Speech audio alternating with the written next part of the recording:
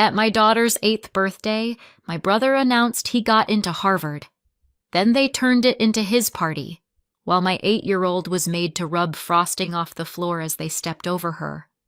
I didn't shout, but the next morning they found this on the table and went pale. They tell you kids remember the big things. The first day of school, the first time they ride a bike, the first time someone breaks their heart and you can't fix it with a Band-Aid and a cartoon. I used to think birthdays were the safe kind of big thing, the kind you can control if you try hard enough. Balloons, cake, a cheap plastic crown that somehow becomes sacred. One day where the world is supposed to look at your kid and say, "You matter." My daughter Emma had been counting down to turning 8 like it was a space launch. She didn't want a circus. She didn't want a crowd. She wanted it simple. Her best friend Zoe, and family, and a day that didn't get swallowed by someone else's noise. I built the whole afternoon around that. The living room looked like a pastel storm had moved in and decided to rent. Streamers, balloons, a banner that said, "Happy 8th birthday, Emma." The cake on the counter like a promise. Vanilla with strawberry filling, pink frosting, her name spelled out in fancy letters. By noon, people started trickling in. Not a flood. Just the usual handful of relatives who show up for family obligations and free cake. My aunt arrived first, the one who always smells like perfume and opinions. She kissed Emma's cheek and said, "8 already," like Emma had personally sped up time to inconvenience her. My uncle followed, holding a gift bag and looking around my house the way people look at hotel rooms, curious, evaluating, like they're deciding whether the mattress is worth the price. A couple cousins came too, smiling, chatting, doing the social script. One of them immediately started filming little clips of Emma opening presents. Not malicious, just modern. Like childhood is only real if it gets archived. Mom and Dad were there, of course. They live with us. They were in their usual mode. Mom fluttering around like she was the host of a daytime show. Dad planted in a chair with that "I'm here, therefore I'm helpful" posture. My brother Ethan was there too, lounging like he belonged to the house in the same way a cat belongs to a windowsill.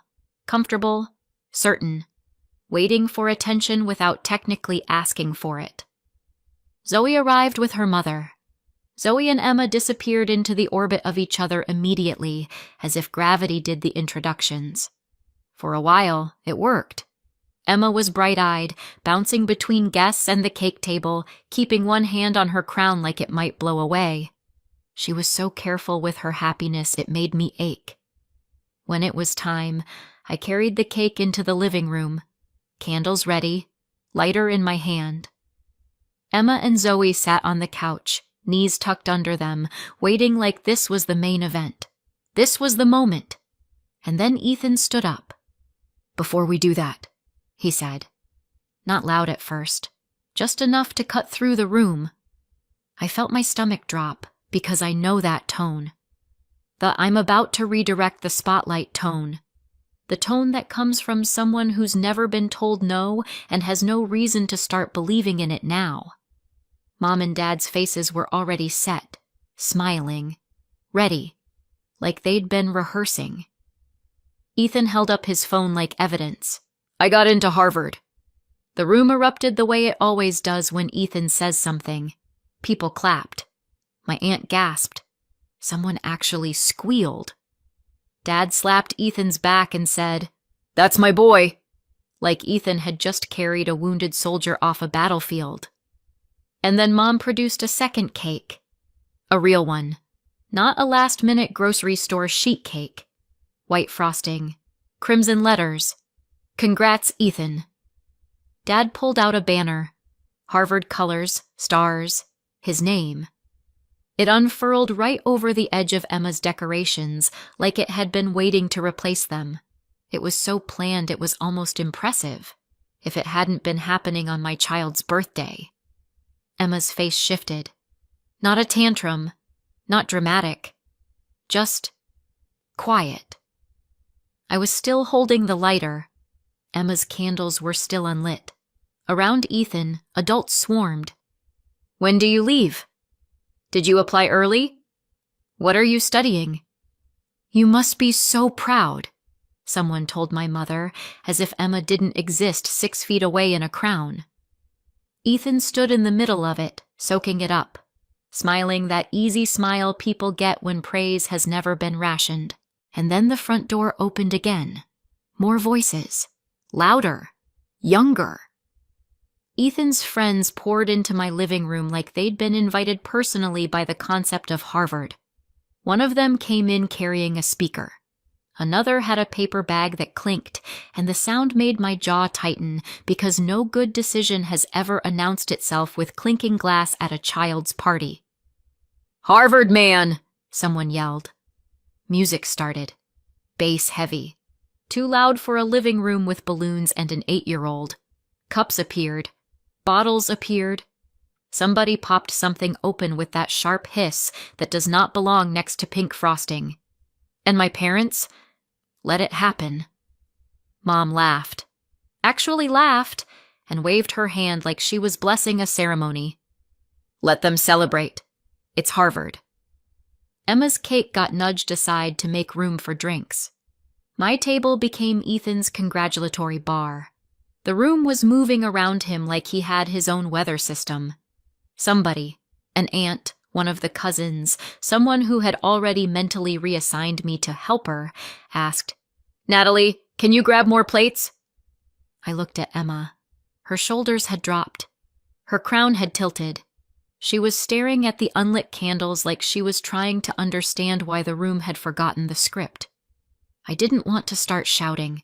Not in front of her, not in front of Zoe. So I nodded, like a trained animal. "Sure," I said.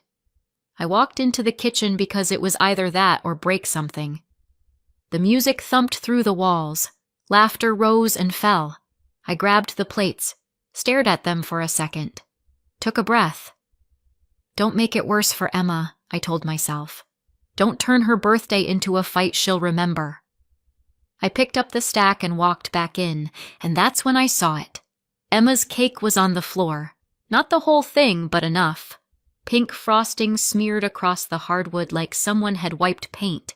And Emma was on her knees, in her birthday dress, crown still on her head, rubbing frosting off the floor with a paper towel like she'd been assigned the job. Her hands were shaking. Her mouth was tight. Her eyes were wet in that way kids get when they're trying not to embarrass themselves by crying. Adults stepped around her like she was furniture. I stopped so hard my breath caught. "Emma," I said, and my voice came out too soft, like I didn't want to scare her. She looked up at me, tears clinging to her lashes. "They told me to clean it," she whispered. Behind her, someone chuckled. A voice said, bright and casual, "It's good for kids. Teaches responsibility." I stared at the adults standing over my child, my parents chatting nearby like this was normal, Ethan's friends holding drinks like they were at a tailgate. And something inside me went quiet. Not calm, not forgiving. Just done. I put the plates down. I crouched next to Emma, took the paper towel out of her hand, and wiped the frosting myself in one slow swipe. "No," I said, not loud, but firm. "Not you." Emma's chin quivered. She tried to hold it in and couldn't. I helped her stand, wiped her hands, pulled her into me. "Come on," I said softly. "You and Zoe. Bedroom." Zoe followed without a word. Her mother hovered at the edge of the room, looking like she wanted to say something and couldn't find a polite version. In Emma's room, the girls sat on the bed, silent, like someone had stolen the language out of them. I tried to salvage a fragment. I found a small candle, stuck it into a cupcake, lit it, and sang happy birthday quietly like a secret. Emma blew it out without smiling. In the living room, the bass kept pounding. Ethan's name got shouted again, like a chant. Zoe's mother appeared in the doorway, her face tight in that careful, diplomatic way adults get when they're trying not to insult someone's family while actively witnessing them behave like trash. "Hey," she said softly, "I think we should go. It's getting a little intense." It was early afternoon, but I understood. This wasn't about time. This was about safety. Zoe looked confused. Emma's eyes filled again. Then Zoe and her mother left. Emma watched the door close and something inside her cracked. "I don't have anyone," she whispered. "You have me," I said immediately, pulling her into my chest. She cried into my shirt like she was trying to fold herself back into safety. I held her until the shaking stopped. When she finally fell into an exhausted sleep, I tucked her in and left her room like I was walking out of a hospital. The house was still loud, still celebrating. I walked into the living room and tried, twice, to get anyone's attention, to say something, to demand something. Nobody cared. I got waved off with laughter and "Don't be dramatic" and "It's Harvard," and one particularly smug, "Don't be a party pooper." So I walked away. I didn't shout. Not then. But the next morning, they found something on the kitchen table and went pale. It would be easier if I could say that night came out of nowhere, that Ethan was usually respectful, that my parents were usually normal grandparents, that this was a freak event caused by excitement and bad judgment. But nothing in my life with them has ever been a freak event. It's always been a pattern, a long, exhausting pattern where the rules bend for Ethan and snap for me. Ethan is 8 years younger than I am, which means when he was born, I was old enough to remember exactly what life looked like before him and how fast it changed after. I don't have a dramatic story of being screamed at or locked in closets. It was quieter than that. It was the look my mom got when she thought I couldn't see it. That flash of, "Ugh, you again," when I needed something. I was the accident, the interruption, the reason my parents had to settle down earlier than they wanted. They never said it out loud in one clean sentence. They didn't have to. Kids are excellent at reading tone. Then Ethan came along, and suddenly my parents acted like babies were the best thing they'd ever invented. They were excited. They were proud. They were affectionate in a way that always felt slightly theatrical, like they wanted an audience.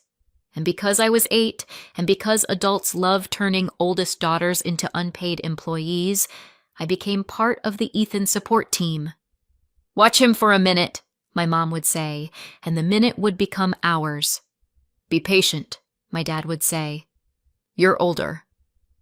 I changed diapers before I learned long division. I made snacks. I watched cartoons I hated because Ethan liked them. I learned early that the easiest way to survive was to be useful. In school, I did well. Really well. Almost straight A's without trying to be flashy about it. I liked learning. I liked the feeling of being good at something that was mine. I talked about college like it was a door I could walk through. My parents treated that door like a trap. "College is expensive," Mom would say. "It's a waste of money." Dad would shrug like education was a hobby. "Be practical. You'll end up in debt." And because I was a teenager who wanted approval, I tried to fit inside the version of life they approved of. Focus on family. Don't get too ambitious. Don't make plans that require them to show up. Then Ethan hit his teens, and suddenly my parents discovered the concept of investing in a child. Tutors, programs, prep books, long conversations about his future. They talked about his education like it was a sacred mission. I remember standing in the kitchen once, years ago, watching my mom fill out paperwork for one of Ethan's tutoring programs and feeling something in my chest twist. "Why didn't you do that for me?" I asked. Mom didn't even look up. "It's different." "How?" I said. "I had better grades than Ethan. I had almost straight A's." She finally looked at me like I'd made a social mistake. "You weren't as talented." I laughed because it was either laugh or scream. "That's not true," I said. Dad stepped in with the classic parental escape hatch. "We didn't have the money back then." It would have almost worked if they weren't currently spending money they didn't have on Ethan's success. When I was 16, I started dating Grant. Grant was the son of family friends, the kind of family friends my parents treated like royalty. They loved Grant before I did. They loved that he was polite, that he said yes ma'am, that he came from a family with the right vibe. They encouraged it. A lot. At 16, I thought that meant they cared. I thought it meant I'd finally done something right. At 18, I got pregnant. Grant disappeared like someone hit delete. No long conversation. No dramatic goodbye. He just vanished. Like it wasn't his problem. And my parents, who had praised him like he was a future senator, turned on me so fast it gave me whiplash. They blamed me for ruining everything, for throwing away a good thing, for getting pregnant too early, as if pregnancy was something I did alone in my room like a craft project. They never once said, "He failed you." They said, "You failed." Grant went off to pursue his education and his future. I stayed home with a baby and the kind of exhaustion that makes your bones feel heavy. I didn't have the luxury of falling apart. I had a child who needed food and diapers and a mother who didn't collapse. So I ground my way through it. I was good with computers. Always had been. I taught myself things late at night while Emma slept. I took work I could do from home. I did tasks, projects, whatever came my way. There were nights I worked until sunrise with one ear tuned to Emma's breathing, terrified she'd wake up and I'd have nothing left to give. Eventually, it started to work. Not rich work, not influencer work. Just stable. Stable enough to breathe. Stable enough to stop begging life for mercy. Stable enough to buy a house. Years later, my parents' business went under. I never got a clean explanation, just vague talk about bad luck and hard times and decisions that somehow happened to them, not because of them. They needed somewhere to go. It was supposed to be temporary. Ethan was underage then. He came too. 2 years passed. They never left. They didn't contribute. Not rent, not bills, not groceries. They settled in like my home was an extension of their entitlement. And somewhere along the way, the expectation quietly formed. I would pay for Ethan's future the way I'd always been expected to. Tuition, deposits, housing, whatever university required. Because I had money now, because I was family, because Ethan was the investment. So when I watched Emma on her knees cleaning frosting off the floor, it didn't feel like one ruined birthday. It felt like a warning. Emma didn't sleep that night. Not really. She lay in her bed staring at the dark, eyes open, body still, like she'd become a statue. I sat on the edge of her mattress and tried to offer her solutions, because that's what adults do when kids hurt. We want to fix it fast.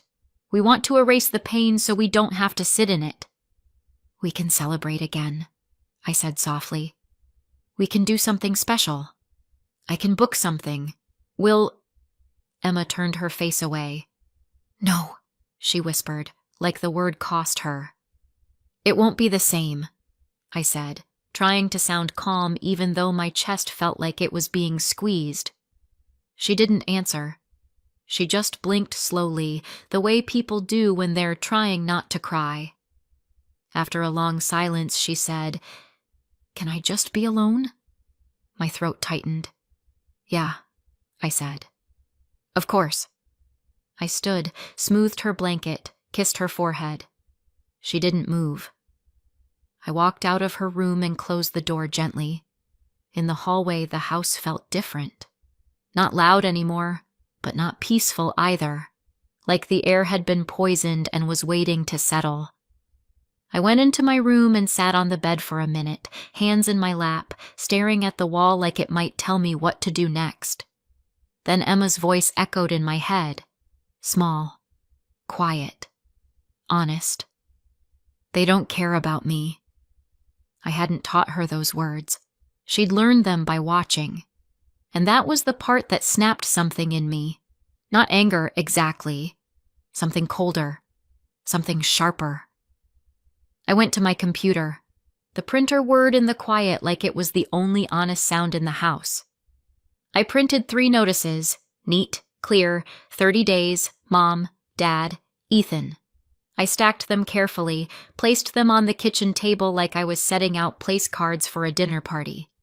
Then I went back to my room, shut the door, and lay in bed staring at the ceiling until sleep finally took me.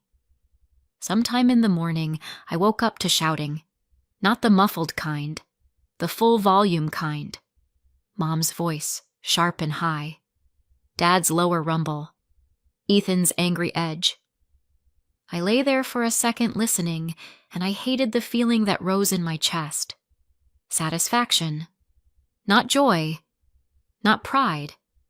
Just a small, guilty sense of, finally. Then someone banged on my door. "Natalie!" Mom hissed, like she was trying to keep her rage from waking the whole house and failing. I opened the door. Mom was standing there waving paper in her hand. Dad loomed behind her, jaw tight. Ethan stood a little back, eyes wide like he couldn't decide if he was furious or scared. "What is this?" Mom snapped. I looked at the paper, then at her face. "Keep your voice down," I said evenly. "Emma's sleeping." Mom's eyes flashed. "Are you serious right now?" "Yes," I said. "I'm serious right now." Dad stepped forward. "You can't be serious about this." Mom shoved the paper toward me. "You're kicking your family out?" I held her gaze. "Emma is my family." Ethan made a sound like a laugh, but it came out wrong. "This is insane." Mom's voice shook. "We live here. Where are we supposed to go?" I didn't raise my voice. I didn't have to. Calm is louder than screaming when someone is expecting you to fold. "This is my house," I said. "And Emma's house. You're going to live somewhere else." Mom stared at me like she was waiting for me to blink and apologize. Dad tried a different angle. "Is this about last night? Natalie, it was a celebration." "It was my daughter's birthday," I said. Ethan scoffed. "Oh, wow. You're really doing this because of a party?" I didn't flinch. "Emma cried herself to sleep." Mom's mouth tightened. "You're jealous," she said, and it was almost funny how fast she reached for that. "You're jealous because Ethan is successful." I let out a short laugh that wasn't happy. My 8-year-old was on her knees cleaning frosting off the floor while people stepped over her, I said. "And you want to talk to me about jealousy?" Mom opened her mouth, then snapped it shut, then opened it again like she was buffering. "It's frosting," she spat finally. "It was her birthday," I said back. Ethan stepped forward. "She only had one friend over," he said, voice rising. "It wasn't even a real party. You're making a big deal out of nothing." Dad nodded like that made sense. "Birthdays happen every year," he added, like he was offering wisdom. "And Harvard happens once," Mom finished triumphantly.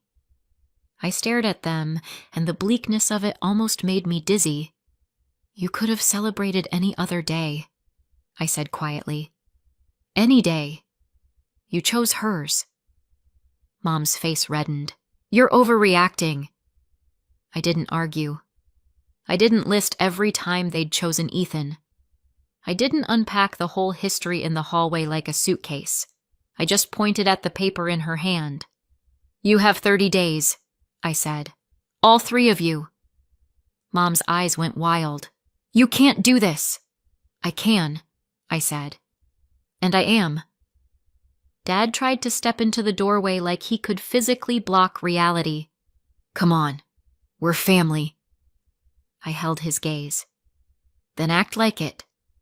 Then Emma stepped out, hair messy, face pale. "What's going on?" she asked, voice small. I turned instantly, my face softening like flipping a switch.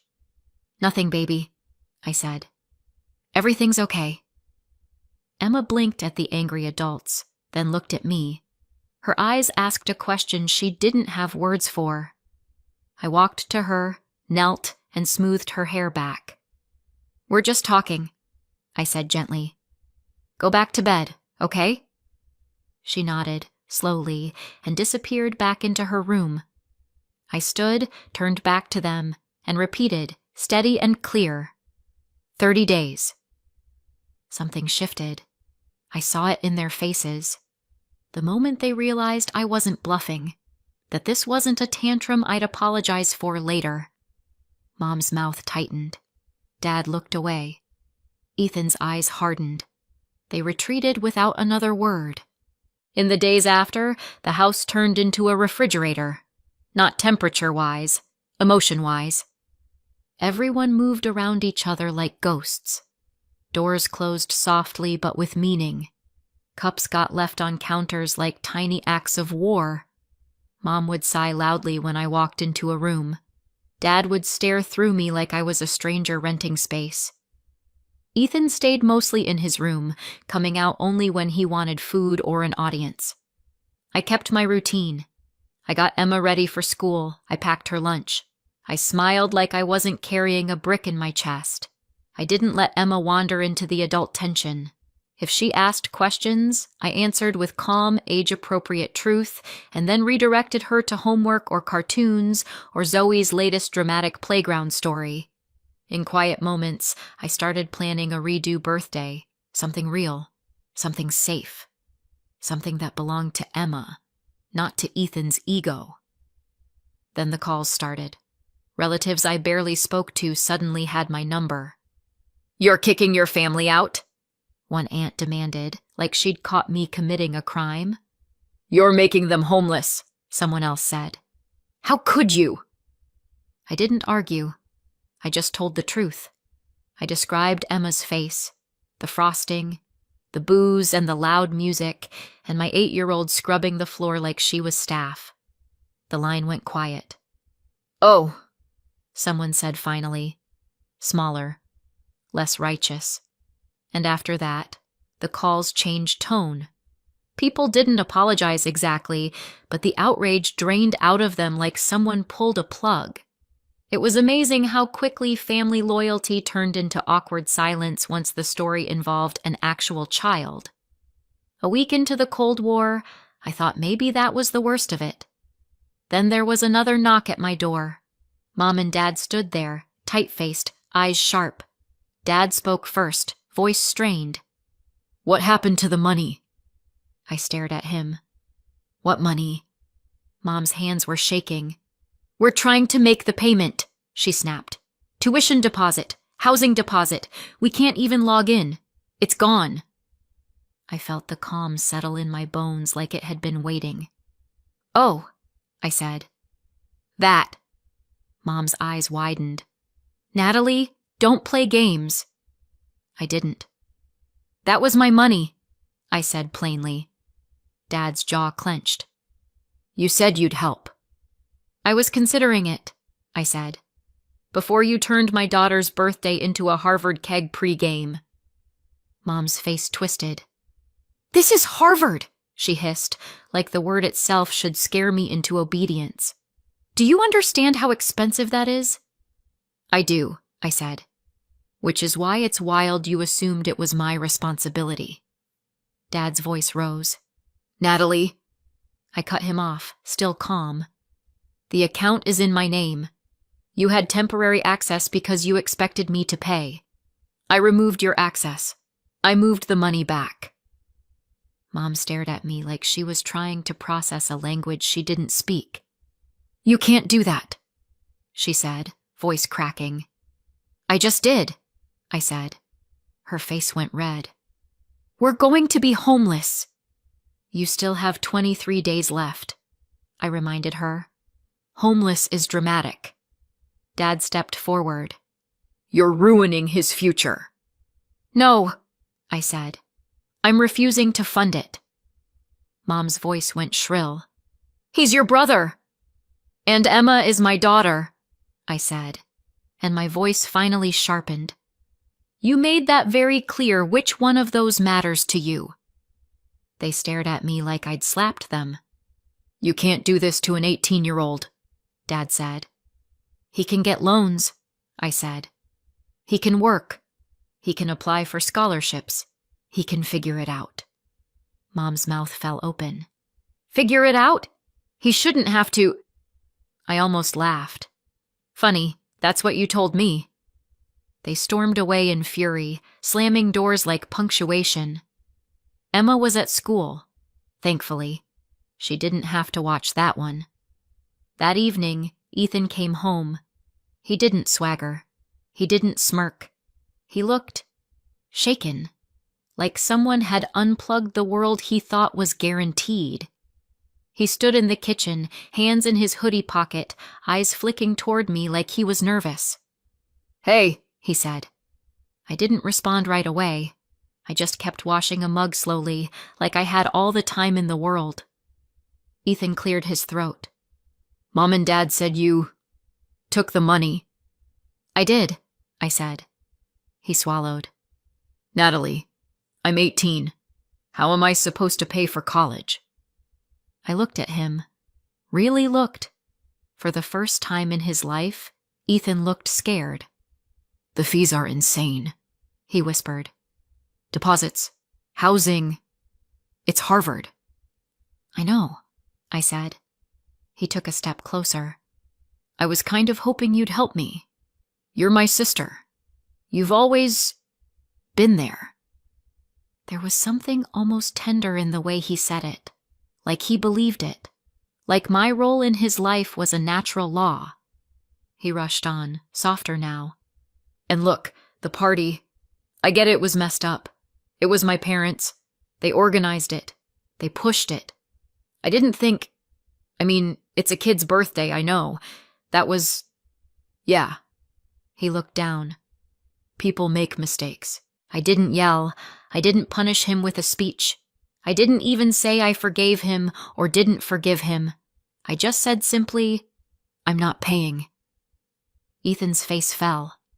"But you can get a job," I said. "Part-time. You can apply for aid, scholarships, loans. You can figure it out." He stared at me like I'd suggested he climb Everest barefoot. "I've never..." he started, then stopped. "I know," I said quietly. His voice cracked, just a little. "You're really doing this?" "Yes," I said. He stood there, frozen, like he was waiting for the punchline. There wasn't one. Finally, he backed away. "Okay," he muttered. Then he left the kitchen with the kind of slow, defeated walk that makes you realize how much a person has always been carried.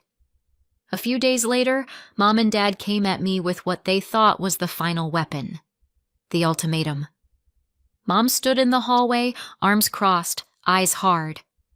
"We can figure out living arrangements," she said stiffly, like she was offering a compromise she didn't mean. "If that's your issue." Dad nodded. "We'll leave if you want. We'll work something out." Then Mom leaned forward, voice low and sharp. "But you have to pay for Ethan." There it was. Clean. Clear. Not please. Not help. Have to. "If you don't," she said, lips curling, "then we're done. We're not your parents anymore. We want nothing to do with you." I stared at her, and the strangest thing happened. I didn't feel panic. I felt clarity, because right then, in that one sentence, she proved exactly what Emma had whispered the night of her birthday. They didn't care about their granddaughter enough to protect her. They cared about their son's status enough to sacrifice anyone. I nodded slowly. "Okay," I said. Mom blinked. "Okay?" "I'm not paying," I said. "And if cutting me off is what you need to do to feel righteous about it, go ahead." Dad's face tightened. "Natalie." "No," I said, calm again. "I'm done." Mom stared at me like she expected me to collapse. I didn't. And somewhere behind her, in the quiet of the house, I imagined Emma's crown slipping off her head and being replaced by something better. Safety. A year later, Emma turned 9. We did a small birthday at home. Cake, candles, a few kids, the people who actually show up. Emma was happy. I was calm. The house felt like ours again. That's the update on us. Now the part everyone asks about. I haven't spoken to my parents since the day they left, but I still have cousins, and cousins love 2 things: group chats and disaster updates. From what I've heard, my parents ended up in a cheap rental across town. The kind with thin walls, bad carpet, and neighbors who also have temporary setbacks. They went back to work. Both of them. Long hours. Zero pride. And whatever savings they had? Gone. Burned trying to keep Ethan's Harvard story alive just a little longer. Which brings me to Ethan. Yes, he got into Harvard. My parents treated that acceptance like it came with a personality transplant and a guaranteed career. Then the first semester happened. Turns out Harvard doesn't care how many tutors you had. It still expects you to show up, keep up, and survive without someone rewriting your life for you. Ethan tried. Kind of. He took out loans and picked up jobs, but he'd never learned how to do work and study at the same time, because back home, work was something other people did for him. He started skipping classes, then shifts, then deadlines. My parents kept covering, kept paying, kept insisting he was adjusting. By the end of the year, he dropped out. And here's the part that's almost poetic. The last I heard, all 3 of them were still living together in that same cheap rental. My parents working themselves tired, still financing Ethan's existence, while Ethan spends most of his days on the couch watching TV, taking time off, waiting for motivation to fall out of the ceiling. Meanwhile, at my house, my money stays in my account, my stress stays low, and my daughter doesn't scrub anyone's mess off the floor on her birthday. I don't question kicking my parents out. Not once. The only thing I still wonder sometimes, late at night, when my brain gets dramatic, is Ethan. He was 18. Was refusing to pay the tuition the right call? Did I go too far, or not far enough? Let me know in the comments, and subscribe for more.